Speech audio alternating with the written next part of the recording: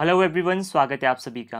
इस वीडियो में हम ह्यूमन डिजीज़ यानी कि मानव शरीर के रोग के बारे में डिस्कशन करेंगे।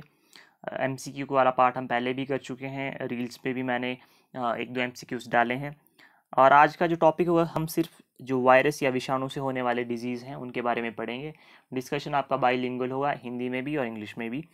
तो आप किसी भी मीडियम से हो, क्वेश्चंस ज़रूर पूछे जाते हैं और कॉम्पिटेटिव एग्जामिनेशन में ये एक फेवरेट पार्ट होता है, बिकॉज ये general day to day life में होने वाली चीज़ें हैं जिसके बारे में एक आम इंसान को पता ही होना चाहिए। तो आइए स्टार्ट करते हैं। हमारा जो सबसे पहला डिजीज़ है चिकनगुनिया, बहुत ज़्यादा न्यूज़ में रहता है और जो ये स्प्रेड होता है आप सभी जानते हैं, ये एक मस्कीटो से यानी कि मच्छर से होने वाला रोग है। और इसका अगर हम बात करें कि कौन सा जो मच्छर है, आपने याद रखना है एडिस एजिप्टी, इस तरीके से नाम है इसका, एडिस एजिप्टी।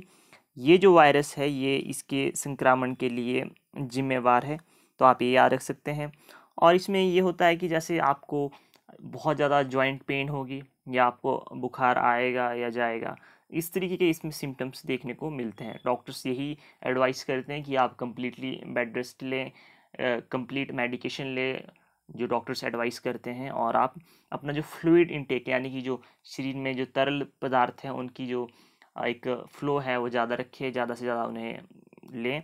तो ये चीज़ें हैं जो चिकनगुनिया को यू नो रोकने में या उससे ट्रीटमेंट लेने में हेल्प करती हैं। बात करते हैं जो हमारा सेकंड डिजीज़ है डेंगू या डेंगी, और इसे ही हम एक और चीज़ से जानते हैं, break bone fever. Break bone fever, और ये कौन से वायरस से होता है, तो आपने ये भी याद रखना है। इसका जो वायरस है वो है आपका फ्लेवी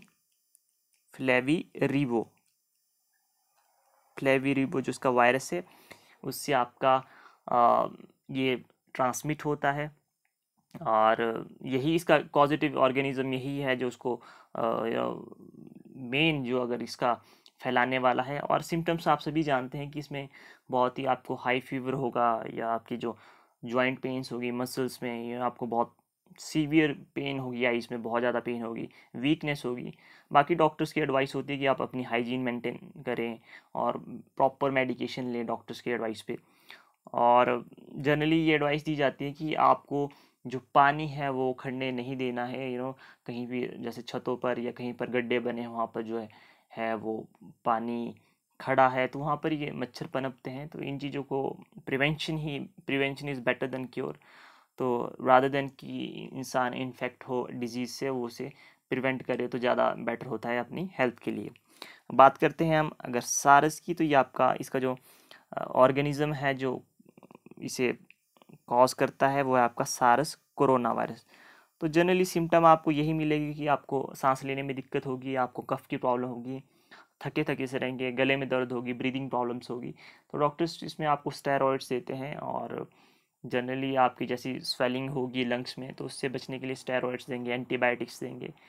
बाकी ऑक्सीजन या ब्रीदिंग सपोर्ट, बिकॉज कोविड का तो आप जानते हैं कि कोरोना वायरस के क्या क्या सिम्टम्स है, तो सेम ही सिम्टम है। बात करते हैं पोलियो की। तो पोलियो आप सभी जानते हैं इस डिजीज़ के बारे में, और ये इसका जो पॉजिटिव ऑर्गेनिज्म है जो जिससे ये होता है वो पोलियो वायरस ही है।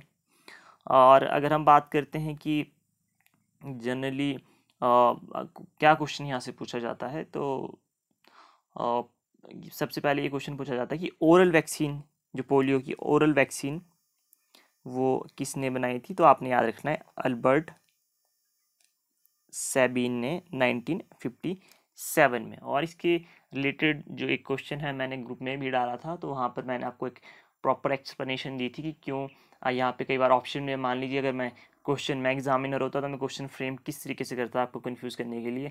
ऑप्शन में एल्बर्ट सेबिन होता, जॉन साल्क होता, और डॉक्टर एडवर्ड जेनर होता, लुइस पास्चर होता। तो ये चार ऑप्शंस ऐसे हैं, आपने सुने भी हैं, बहुत सिमिलर से हैं, तो कहीं ना कहीं जिसने ढंग से नहीं पढ़ा है वो क्वेश्चन सॉल्व नहीं कर पाएगा। बात करते हैं हम अगर मीज़ल्स की, तो मीज़ल्स भी आप सभी जानते हैं, ये एक आपका वायरस से होने वाला डिजीज़ है। और इसका जो किससे होता है आपने याद रखना,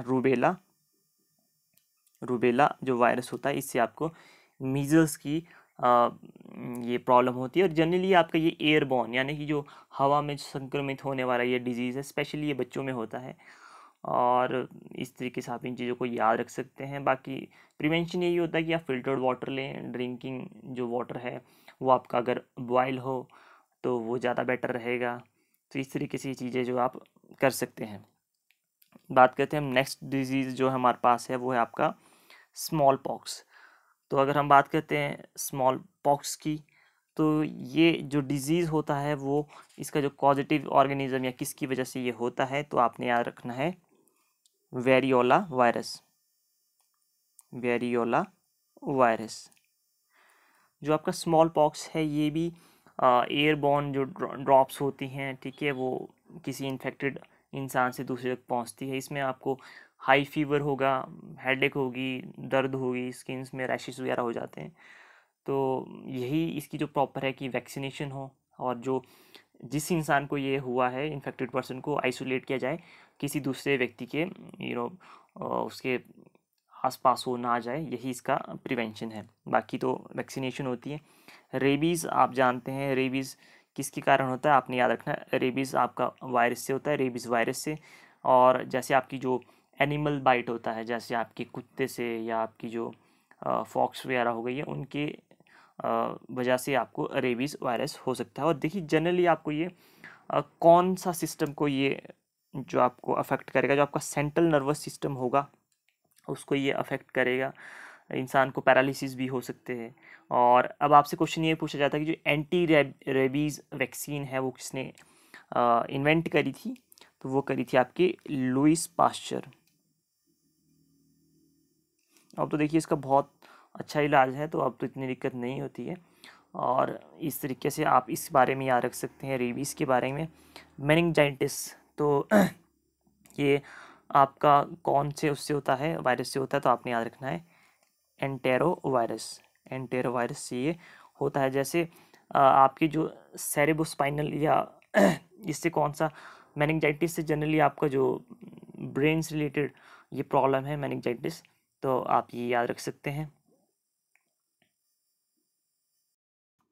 अगर बात करते हैं नेक्स्ट डिजीज़ की, हर्ब्स, तो ये आपका जो हर्ब्स सिम्प्लेक्स वायरस होता है उसकी वजह से होता है। और जनरली इसमें आपके स्किन सोर्स होगी, दर्द होगी आपको, ठीक है, आपको एंटीवायरल ड्रग्स दी जाती हैं। बाकी आपको इतना याद रखना है हर्ब्स में कि ये एक वायरस या वायरल डिजीज़ है। बात करते हैं येलो फीवर। येलो फीवर में भी आपकी ये जनरली जो है वो फ्लेवी वायरस से होता है, ठीक है। बाकी जो आपकी मस्कीटो एडीज़ है, एडीज़ एजिप्टी, उनके बाइट से होता है। तो आपको ये चीज़ें याद रखनी है इसमें। बात करते हैं एड्स की। आप सभी जानते हैं कि कभी कभी जनरली आपसे एड्स की फुल फॉर्म पूछ ली जाती है। तो एक्वायर्ड इम्यूनो डेफिशिएंसी सिंड्रोम होता है किससे, ये HIV से, ह्यूमन इम्यूनो वायरस। तो आप ये चीज़ें याद रख सकते हैं।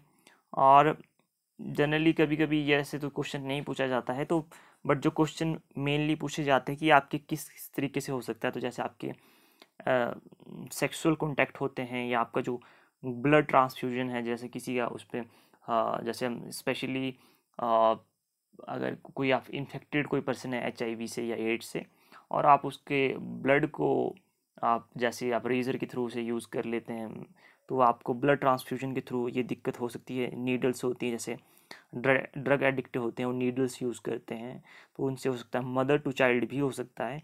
तो आप ये चीज़ें याद रख सकते हैं। और इसके लिए एक टेस्ट होता है, उस टेस्ट का नाम है एलिसा। तो इसे कहते हैं एंजाइम लिंक्ड इम्यूनो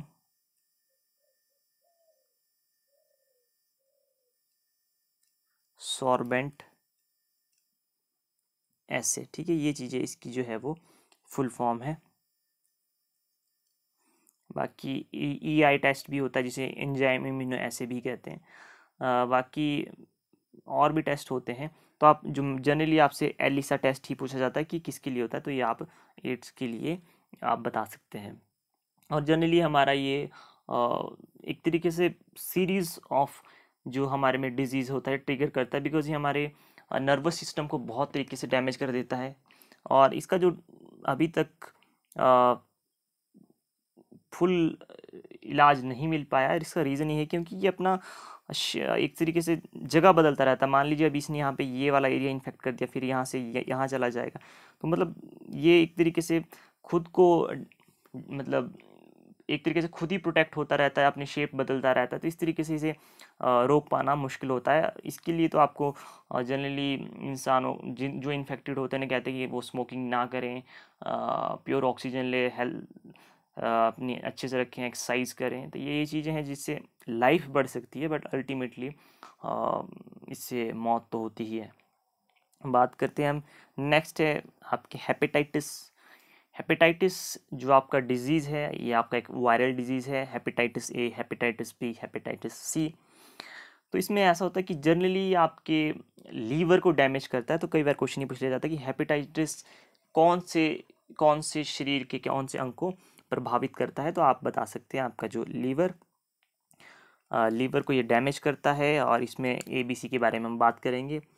और अगर हम बात करते हैं हेपेटाइटिस से ही आपका जो है वो जॉन्डिस होता है। जॉन्डिस क्या होता है? जॉन्डिस में जब आपकी जो बॉडी का कलर है वो येलो होने लगता है, क्यों? क्योंकि जो आपका लीवर है वो आपका एक जो बिलिरुबिन करके एक केमिकल होता है वो बहुत एक्सेसिव मात्रा में या बहुत ज़्यादा मात्रा में सिक्रीट करता है, तो जिससे आपकी जो स्किन होती है वो येलो कलर की होने लग जाती है, तो उसे क्या कहते हैं हम? जॉन्डिस। और बाकी हेपेटाइटिस ए की अगर हम बात करते हैं तो इसमें हेपेटाइटिस ए में आपको नौशिया, कई बार देखिए आपसे क्वेश्चन पूछा जाता है कि मैंने कहीं पढ़ा था कि नौशिया से रिलेटेड कुछ क्वेश्चन था, जब आपको ऐसी वॉमिटिंग सी फीलिंग आने लगे तो उसे कहते हैं नौशिया। और जनरली भी आप याद रख सकते हैं इंग्लिश वोकैबुलरी के लिए, नौशिया होगी, फटीग होगा, फीवर होगा, तो ये चीज़ें हैं। बाकी बात करते हैं हेपेटाइटिस बी के बारे में अगर हम, तो हेपेटाइटिस बी जो आपका जैसे विजाइनल फ्लूइड्स होते हैं या सीमन होता है उसके थ्रू ये आपका फैलता है। तो और बात करते हैं आपका जो हेपेटाइटिस सी है, हेपेटाइटिस सी में आपको जो एक prevention is better than cure वाली जो थ्योरी है वो यहाँ पर होती है, बिकॉज इसका जो है वो ऐसा इलाज नहीं है। और जनरली आपका ब्लड ट्रांसफ्यूजन, मतलब जब आप ब्लड मतलब इधर से उधर करते हैं, दूसरी बॉडी में करते हैं या देते हैं या लेते हैं, तो ब्लड ट्रांसफ्यूजन की वजह से है, उसे हेपेटाइटिस सी होता है। हेपेटाइटिस सी की वैक्सीनेशन नहीं है, ओनली जो इसका मेजर है वो है कि अवॉइड इन्फेक्शियस ट्रांसमिशन। बाकी बात करते हैं स्वाइन फ्लू की, तो स्वाइन फ्लू आपका जो है वो H1N1 से होता है। अगर आपने अच्छे से पढ़ा है तो आपको मुझे कमेंट सेक्शन में H1N1 की फुल फॉर्म बतानी है कि H1N1 का मतलब क्या है। बर्ड फ्लू आप सभी जानते ही हैं, बर्ड फ्लू तो बहुत कॉमन सा है। तो ये थे आपके जनरली जो क्वेश्चंस आपसे पूछे जाते हैं एग्जामिनेशन में। और अगर देखिए अगर आपको कुछ क्वेश्चंस जैसे अब नाम बहुत हैं, अगर स्पेशली हम बात करते हैं वायरस से होने वाले डिजीज़, बैक्टीरिया से होने वाले डिजीज़, अगर आपने दो पढ़ लिए अच्छे से, और उनमें भी जनरली तो आपको पता ही है, जैसे बर्ड फ्लू जिनमें आता है जैसे बर्ड फ्लू, स्वाइन फ्लू, ये तो आपको पता है वायरल डिजीज़ है। इन्फ्लुएंजा, ये भी आपका इस तरह से वायरल है। फिर सबसे बड़ी बात है पोलियो, आपको पता polio virus, rabies virus, chicken pox, meningitis, ये चीज़ें आप यार एड्स का सभी को ही पता है। हेपेटाइटिस मान लीजिए आपको नहीं पता था तो अब पता चल चुका होगा। तो यहाँ से आप जो है वो ऑप्शंस को एलिमिनेट कर सकते हैं अगर आप ज़्यादा याद नहीं करना चाहते। बाकी सारस मैंने आपको बता दिया, मम्स, मीजल्स, ये सभी इसमें ही हैं। बाकी हम आने वाली वीडियो में बात करेंगे जो बैक्टीरियल डिजीज़ हैं और फंगल डिजीज़ हैं, आपके प्रोटोजोन डिजीज़ हैं, उनके बारे में भी डिस्कशन करें। आपको ये वीडियो कैसी लगी प्लीज़ कमेंट सेक्शन में बताएं।